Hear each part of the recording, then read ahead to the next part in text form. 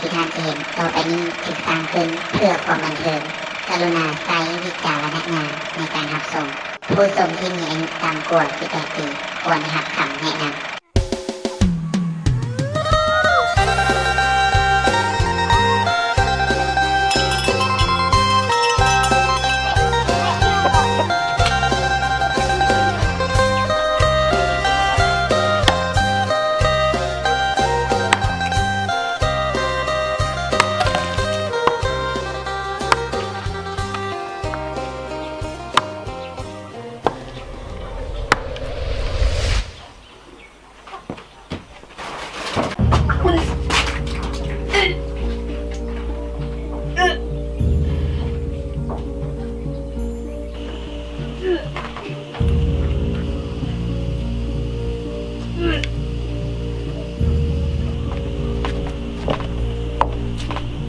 พรเอ้ยเบิ่งลูกได้แม่ลูกเป็นย่างหัน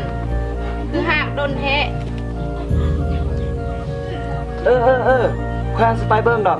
เป็นน้อยมาอยู่ห้องน้ำ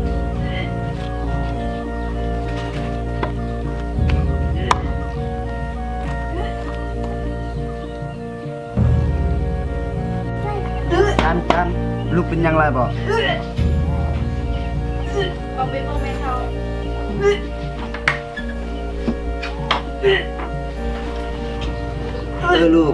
ลูกเป็นยังบ่คือว่าหักโดนแท้เป็นยังลูกบุญทองปวดหาไปแม่ซอกยาให้กิน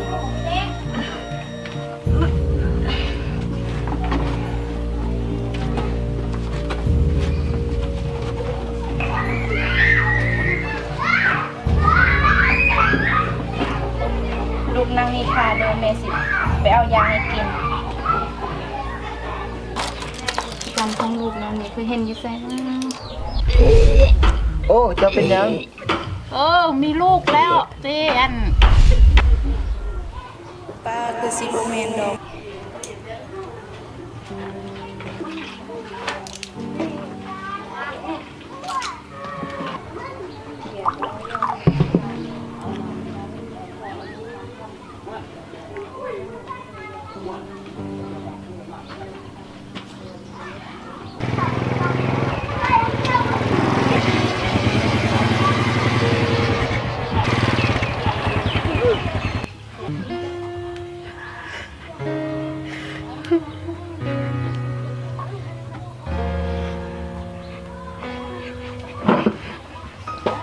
โอ้ยแม่มันจะไปเบิ่งลูกดู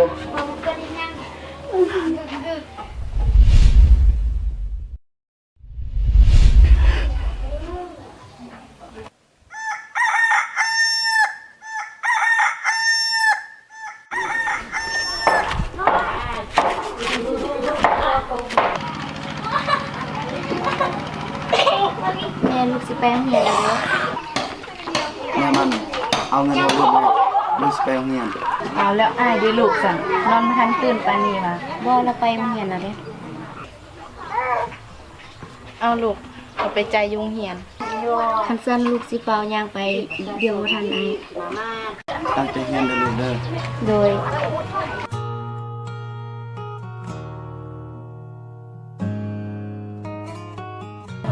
ลูกเฮาใกล้สิเรียนจบแล้วไดจะให้เรียนอย่างดีเหียนหยังก็ได้ตามใจลูกมัก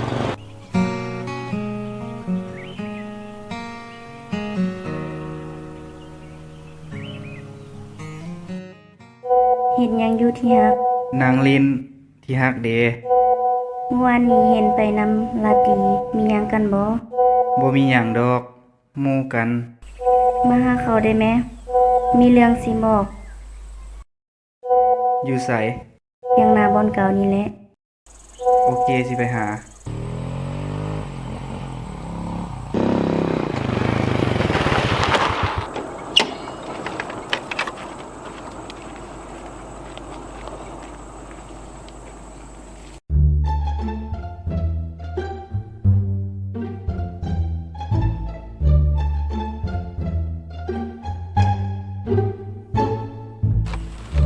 จะเอที่ฮักมาเห็นอย่างอยู่นี่นั่งลิ้นนั่งรับงานถ้าโดนละ ดนละเด้ไอองค์น้องมีเรื่องสิถาม ถามมา อายก็ฮักน้องแท้วะ ก็ฮักแล้วเนาะคันอายบ่ฮักน้องสิให้อายฮักไผหมดทางหัวใจอายก็มีแต่น้องนี่ล่ะ น้องมีเรื่องสิบอก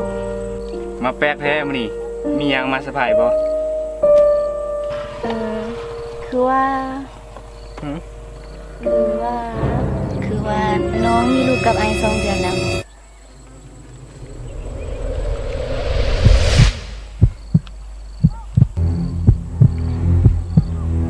เอ้าเกิดขึ้นตอนใด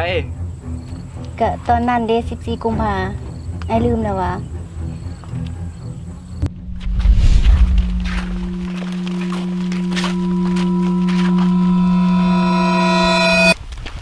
14 กุมภาไปลินใส่นออิสาคนไม่ขู่เด้ บางทีไอองค์ก็สิมาหาเด้มื้อแรงนี่ โอ้ยอิสาเด้ อ้าวสู้นี่ก็จะเฮงเลยได้เรื่องลมผู้บ่าวนี่นะสู้ยังห้ำยังเหียนเลยอีจันนี่ก็ได้ลมผู้บ่าวนะจังไดเมื่อเฮือนจะบอกอีแม่ โอ้ยมึงกระโพดอันห่วงน้องสาวหั่นน่ะ โอ้ยเดี๋ยวน้องสาวกูงามเลย โอ้ยอย่าเถียงกันหลายเมื่อ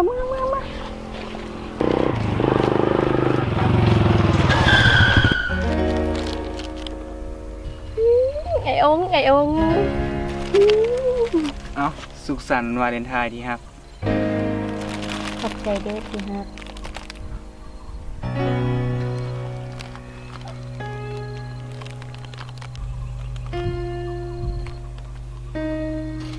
ไปที่ฮักเดี๋ยวคอยไปส่ง เฮ้ยจะเปล่าไปไหมเฮ้ยเมื่อน้องสาวกูไปมึงเบิ้งดีๆเลยคันมึงเฮ็ดให้น้องสาวกูเสียใจนี่มึงเบิ้งนี้บ่แม่นเบ้40เลยแม่นเบอร์40เลยมันสิเหยียบหน้ามึงนี่น่ะสิเหยียบหน้ามึงนี่น่ะ โดยอ้ายสิเบิ่งแย่งเป็นอย่างดี ยุงบ่ให้ตายแมงวันสิบ่ให้ตอม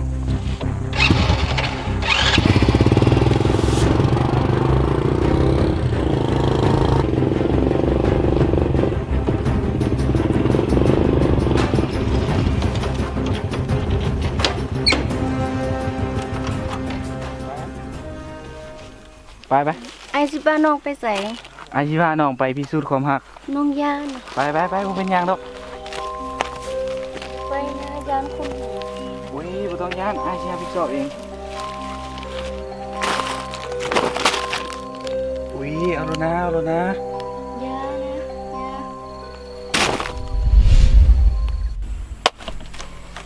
แน่ใจแล้วว่าแม่นลูกอายนี่จังได้อายก็บ่เอามันไว้ไปเอาออก บ่จังใดก็บ่ออก เพราะว่าลูกนี่คือพยานฮักของเฮา เฮาบ่มีปัญญาเลี้ยงดอกทางที่ดีจะเอาออกซะข่อยก็เฮียนบ่ทันจบ เจ้าก็เฮียนบ่ทันจบแล้วเฮาสิเลี้ยงลูกหลานได้จังไดนี่บ่แม่นลูกข่อยสำพูดนี่ แสดงว่าน้องคือว่าจังซี่เป็นหยังไอคือว่าจังซี่ไอบ่อีกตนน้องกับลูกบ่ คันบ่ไปเอาออกบ่ต้องมาลบน้ำอาย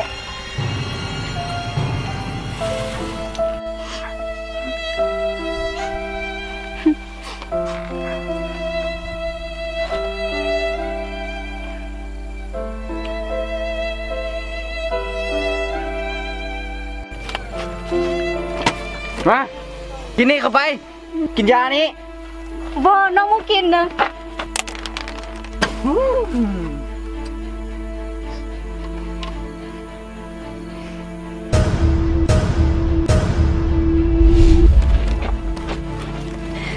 มา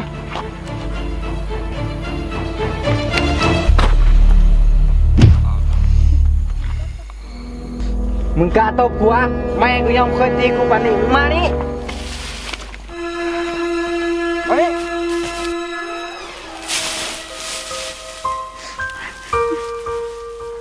เฮ้ยจะออกบอกฮะ บ่จังได้ก็บ่ออก เขาเลิกกันซะ จะว่าแบบนั้น เอาเลิกกันซะ ต้องว่าโน่นนะต้องเลิกกัน จันหวานนั่นน่ะ เฮ้ย ยังเพื่อนนี่ฮะยัง มีหยังก็เว้ากันแม่คือตีกันแบบสิเจ้าก็เป็นลูกผู้ชายอยู่วะคือมันซัวแท้ เจ้าสิมายุ่งเฮ็ดหยังบ่แม่นเรื่องของเจ้า บ่ให้ยุ่งได้แนวใดอันนี้มันหมู่คอยดีดักเจ้าสิเฮ็ดหยังก็คิดได้แม่เจ้าเป็นลูกผู้ชายอยู่วะมินมิ เฮ้ยองอย่าเดมคอยไป บ่ต้องมายุ่งกับ จานบ่ต้องไปสนใจผู้ชายแบบสิจานปล่อยเราไป ปล่อย ผู้ เขา ชาย ไป แบบสิมันบ่มีคนเดียวในโลกผู้ชายดียังมีได้จานผู้ชายโสดแบบนี้บ่ต้องไปสนใจปล่อยเราไปซะผู้ชายโสดแบบนี้บ่ต้องคบต่อไป เฮ็ดจังได๋ซันไม่มีลูกกับเรา หากคอยย้อนเวลาไปได้คอยสิบ่ใจง่ายให้ผู้ชายมาทำลายเกียรติศักดิ์ศรีของลูกผู้หญิงแบบคอย